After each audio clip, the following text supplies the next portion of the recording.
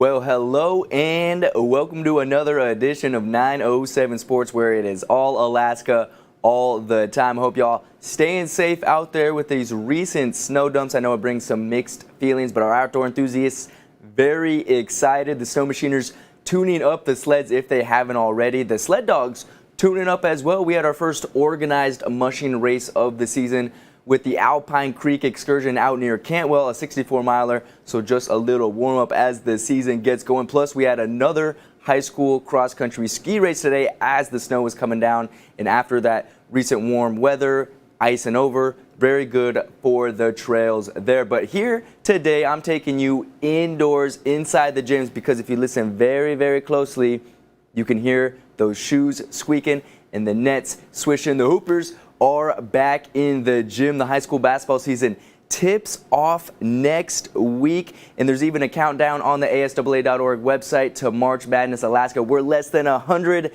days away, so let's relive last year's March Madness Alaska a little bit, where history was made in Class 1A girls. It was New Halen, Buckland, Shaktoolik, and Lumen Christi in the Final Four, where it was the Archangels of Lumen Christi in a defensive battle, outlasting Shaktoolik 32-30 the program's first ever girls basketball state title. While on the boys' side of things, a cakewalk for Kate, completing an undefeated season, defeating Antioch in the championship game 67-49, and they bring in their community another state basketball trophy, their first in nearly 40 years. Talking 1987, Ethan Kadaki balling out in that one, 31 points in the championship game. If you're watching this live, comment down below who you got in the 1A girls and boys state tournament this year. As we look at the Class 2A, Tikiyuk Harpoonerettes capturing another trophy. They won it in 2018, 2019, 2022, and 2023, going back-to-back. Jennifer Nash returning as a junior, so keep an eye out for her as one of the best point guards in the state, regardless of classification. Metlakatla looking to return to the title game there as well. Boys 2A, Ninilchik going back-to-back like they're on the cover of Lethal Weapon, like they're Michael Jordan and Scottie Pippen back in 97, 98, going 2 in a row, best in state 2 years straight in that one. But there's going to be an open field. They're going to look to three-peat, but Tikiyuk, Wrangell, Unalakleet, all in the mix. Open field there as well. Class 3A, it was a Grace Grizzlies sweep. The boys got their revenge, defeating Nome, who took them out in the previous championship game, and they dominated that one, led by 3A Player of the Year Sloan Lenfer, who's on to UAA. But they do return Kellen Jedlicka, who just signed his college NLI, Lewis Clark State College, so they are returning some ballers there. While the Grace Girls program also had a Lenfer. They won their first ever state title, only lost 2 games on the season, defeating Mount Edgecombe in the championship game 49-38. Let me know who you got in Class 2A and in Class 3A for the state basketball tournaments this year. It should be a very, very fun season as we take a look at Class 4A now. Boys, it was really anyone's field, and we ended up getting West Valley, who had the Player of the Year Stuart Earhart, versus East Anchorage, who had lost a bunch of seniors the previous year, and they were led by a sophomore, Mohamed Sabali's 20-piece in the title game going, and they take the crown back, bringing it to East. What a crazy game that was, and they're returning a lot of players themselves, so I'm excited to see who will emerge in boys 4A this year. While in girls 4A, girls 4A, it hasn't been much of a shocker. The formerly ACS Lions, now known as Mountain City Christian Academy, and that's going to take some getting used to. They won their 7th straight state title, and it was their 2nd in a row since moving up to Class 4A. It doesn't matter which division you put them in. They also carry a 122-game win streak against Alaska opponents into this year, but obviously graduate one of the best girls basketball players Alaska has ever seen, Savia Sellers, the state's all-time leading scorer, multiple Players of the Year honors, now on to Division I's University of Washington. Head coach Chad Dyson, the architect behind all the success, moves on, as well as Alexia Novelli takes over the program, a former Colony High and UAA women's basketball standout, on the Wasilla Warriors runner-up staff last year. And although they have a new name, new coach, some new players, it's the same expectations for the Mighty Lions. I believe that you should shoot for the stars regardless. I think that you shoot for the stars and you put in the work to get there.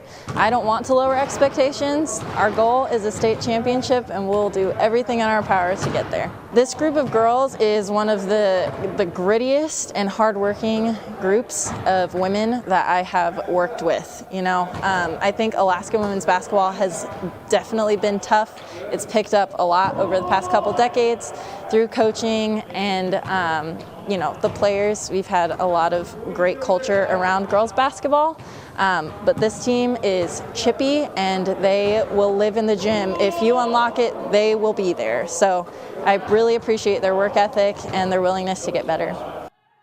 Yeah, don't get it twisted. Mountain City's still going to be a strong team this year, despite the changes. Returning players like Malia Alex and Morgan Maldonado, who shared their thoughts on the new look Lions. I think honestly is that people are going to count us out, because we are losing a couple of our seniors and people kind of look down upon us as like, oh, they're not going to be as good as we were before. But even though we lost those players, our work ethic doesn't change and our coach staff doesn't change. They love us and they make sure they push us up and down the court every single day. Honestly, it's kind of like leaving a new legacy. I'm one of the seniors leaving, so I kind of have to leave a new legacy for all the kids coming in. And honestly, I just want to leave a good path and make sure that everything that is left behind is just how it was when I got here in the program at first. I see a lot of competitiveness between us girls. We always go at it during scrimmage, and I think that's good competitiveness. I see a lot of good friendships. I see a lot of people who are willing to work hard, coming early mornings, getting up shots. I see a lot of just people who are willing to win. It's cool, yeah. Previous seasons were good, but it's cool to change is hard, but I think it's something to look forward to. It'll look different, and so I think that would be cool for everyone else to see and for us to experience.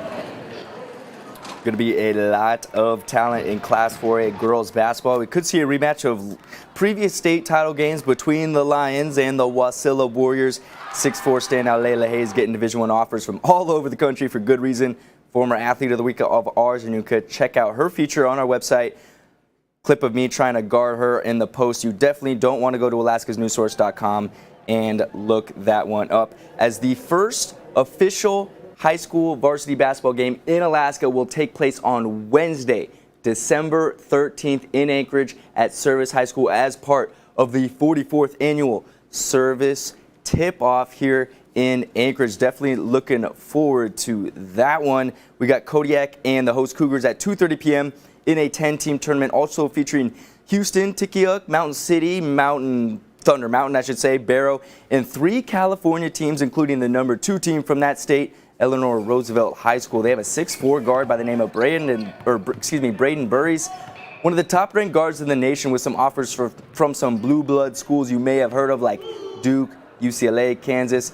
He's coming here along with some other talented schools, coming here to play in our state against our athletes, which is a sign of strength in our basketball community. We spread it out to where everybody can play a team from out of state, which is good for the state. We got teams coming from every region, which is going to be pretty cool, a 10-team event. So we're excited for the opportunity to host it again this year. And we're trying to bring more exposure to our great state of Alaska. Let's start bringing people back here and let them see what kind of talent we truly do have here, and help build up Alaska basketball instead of sending our kids away.